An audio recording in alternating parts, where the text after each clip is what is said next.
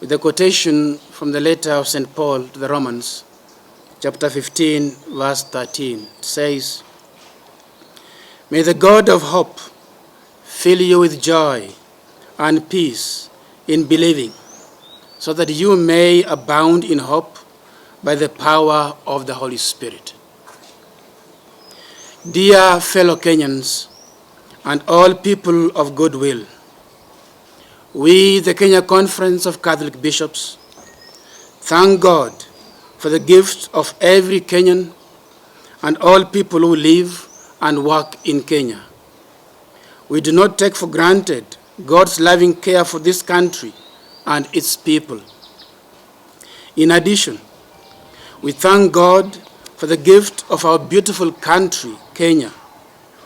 We are grateful to all Kenyans who remain peaceful and active in useful economic engagement and in deepening our democracy, even in very challenging situations. Peace in our country. We thank the government for its efforts to ensure peace is maintained. This is one of the major aspirations of all Kenyans. In a world marked with deadly political conflicts, as we witness in the Middle East, and internal strife in several African countries, we do not take for granted the general environment of relative peace we enjoy. We know we are still far from achieving full order in our affairs, but nevertheless appreciate where we are.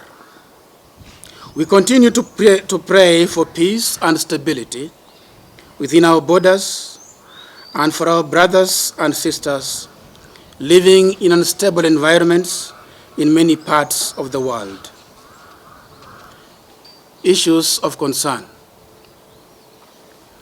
We, the Kenya Conference of Catholic Bishops, feel compelled to voice our grave concerns regarding the troubling political climate that has gripped our country. We have made clear statements many times in the recent past with very little response from the government. Despite the calmness we are experiencing, there is a lot of anxiety, and most people are losing trust in the government. Consequently, we raise these important observations and concerns that should be addressed. The first, political wrangles. The political wrangles in the government have generated unwanted tensions and deepened divisions among our people. Further, it has created an environment of mistrust among the citizens and within the government itself. Number two, corruption and politics of self-interest. The elected leaders have been mandated to fulfill roles conferred to them by the Constitution.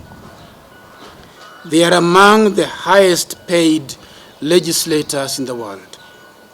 We are troubled by their heightened insensitivity and irresponsibility in carrying out their tasks, allowing themselves to be captured and compromised in corrupt deals. Corruption may not always involve financial benefits, but the unjust use of position and authority or abuse of office. The massive greed we are witnessing is shocking and heartbreaking. The violation of human rights and freedom of speech. We are appalled by the blatant recurring incidents of reported abductions, disappearances, torture, and killings of Kenyans. We also decry the increasing murder of women. This has caused great consternation, anger, and disgust. Many families are still grappling with the loss of their children who were brutally killed, injured, or went missing following what is referred to as the Gen Z demonstrations in June 2024. Many of these victims had raised concerns about rampant corruption within and outside the government. Who is abducting these people? And is the government unable to stop these abductions and killings? The government must protect the life of every human person in Kenya,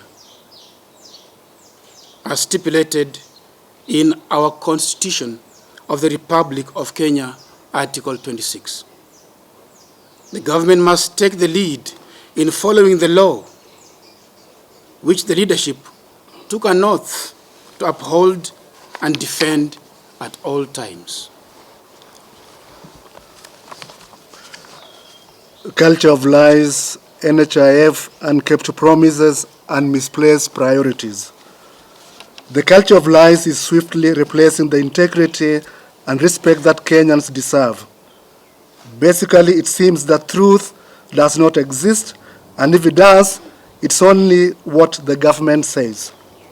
Unfortunately, it seems that the Kenyans have helplessly tolerated the lies told to them constantly by politicians. Kenyans must learn not to applaud or validate the lies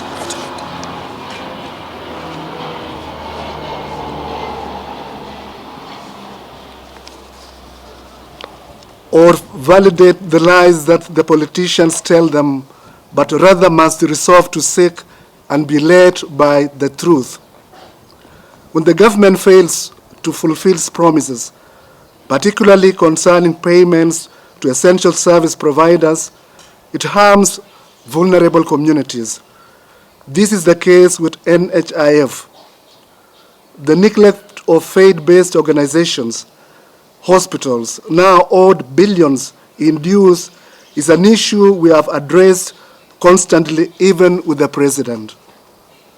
We recall the pertinent and resolved issues we have raised recently with the government: over taxation of Kenyans, the hiking of the missionary work permits, youth unemployment, regulations of the education system, especially the CBC and university loan scheme, the failure to constitute the IEBC, etc.